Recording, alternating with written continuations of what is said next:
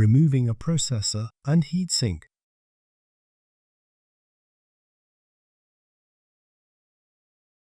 Remove the top cover.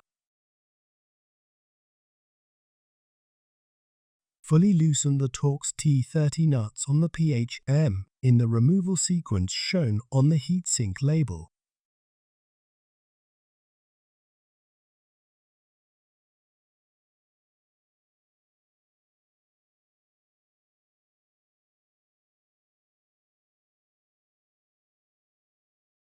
Push the anti-tilt wire bales inward.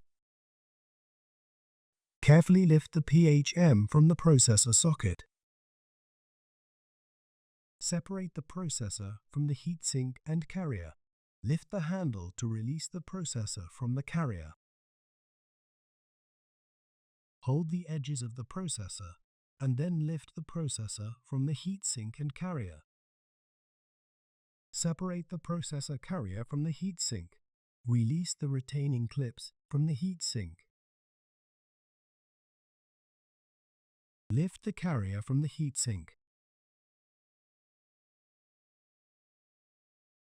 Wipe the thermal grease from the bottom of the heatsink with an alcohol cleaning pad.